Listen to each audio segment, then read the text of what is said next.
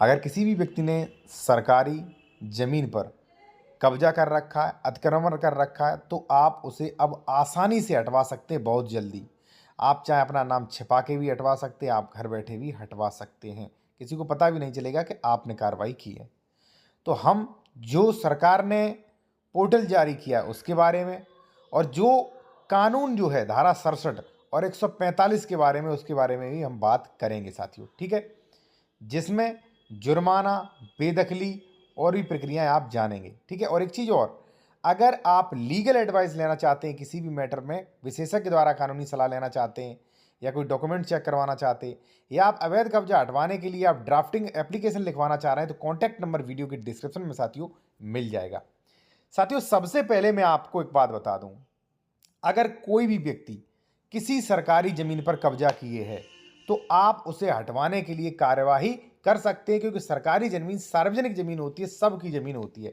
अब जैसे मान लीजिए कोई जो है नाली पर कब्जा किए हुए, कोई जो है मान लीजिए रोड पे मान लीजिए निर्माण कर रहा है, या कोई तालाब पे निर्माण कर रहा है, या कोई चरागाह, खाद के गड्ढों, या कोई भी सरकार की आरक्षित जमीन पर कब्जा कर रहा है, तो ऐसी कंडीशन में सबसे पहले फर्स्ट में राय आपको यही दूंगा कि आप जन सुनवाई एप्लीकेशन पे जाके, यहाँ पे आप देख सकते हो ऑप्शन आ रहा है, बाकायदा इसकी शिकायत कर सकते हो, और शिकायत पर 99% कार्यवाही होगी अगर वो दोषी है तो। आप समझ लीजिए, ओनली शिकायत से। और इस शिकायत से आप चाहें तो नाम भी बदल सकते हैं, क्योंकि देखिए कई बार क्या होता है, कोई नाम नहीं रखना चाहता, क्योंकि लोग जो है कई बार कोई दबंग होते हैं, तो नहीं, तो अपना नाम भी छिपा सकते हैं यहाँ पे आप, ठीक है ना? तो पहला तो मैं कहूँगा जन सुनवाई पोर्टल पे आप शिकायत करिए। अब जन सुनवाई पोर्टल पे आपने शिकायत कर दी, तो वो कार्रवाई कहाँ से होगी? कार्रवाई होगी साथियों धारा 67 से, क्योंकि देखिए जन सुनवाई पर शिकायत कर दी आपने, लेकिन अधिकारियों को भी कानून चाहिए ना, किस कानून से कार्रवाई करेंगे? तो वो कानून की कार्रवाई होगी साथियों धारा 67 से।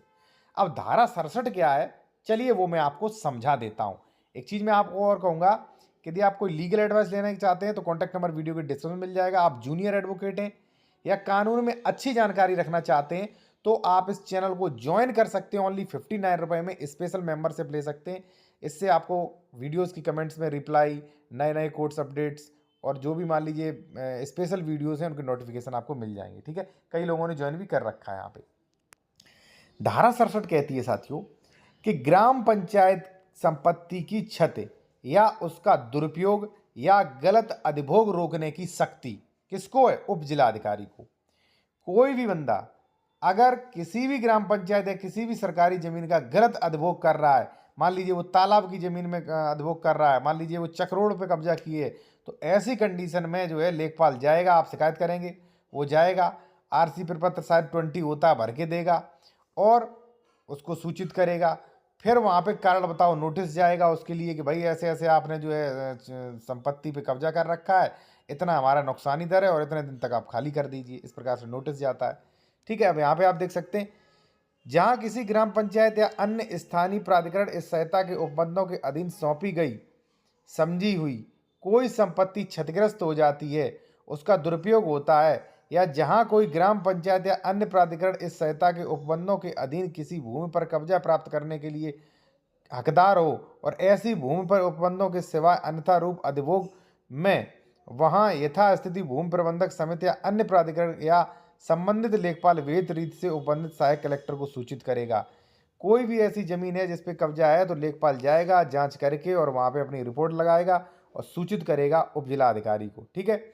अब यहाँ पे क्या है, इसके अधीन प्राप्त सूचना से सहायक कलेक्टर को समाधान हो जाता है कि उपधारा 1 के निर्दिष्ट कोई संपत्ति को क्षतिग्रस्त कर दी गई है या उसका दुरुपयोग किया गया है, या किसी व्यक्ति का इस संहिता के उपबंधों का उल्लंघन इस उपधारा में निर्दिष्ट किसी भूमि पर अधिभोगी हो, तो वहां पर संबंधित व्यक्ति को कारण बताओ नोटिस जारी करेगा कि आपने इस पर कब्जा क्यों किया है, और आप जो है इतनी इतनी जो है इतना आपको 1 लाख रुपए, 2 लाख रुपए, 10,000 रुपए जुर्माना डाला जाता है, और इतनी तारीख तक आप आएँ, अपनी सफाई दें, अपने पक्ष में जो भी कहना है कहें, अन्यथा जो है ये माना जाएगा कि आप दोषी पाए गए, तो आप पे जुर्माना का नोटिस जारी हो जाएगा, और आपका जो है भाई बुलडोजर लेके आ जाएंगे और वो पुलिस वगैरह लेके आपका तोड़वा भी देंगे, ठीक है ना?